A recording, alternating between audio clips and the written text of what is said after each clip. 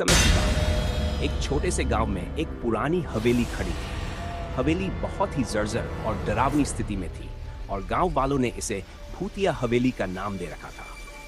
कहा जाता था कि रात के समय हवेली से अजीब अजीब आवाजें आती थी और कभी-कभी लोगों को अदृश्य आकृतियां दिखाई देती थी।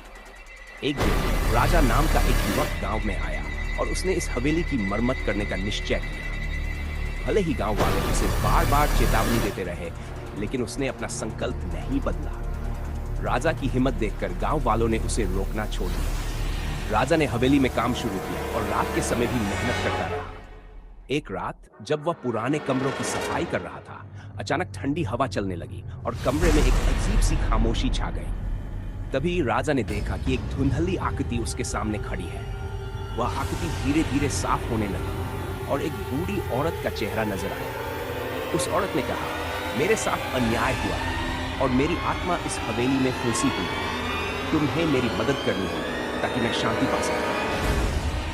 राजा ने उसकी बातों को गंभीरता से लिया और हवेली के इतिहास की खोज शुरू की।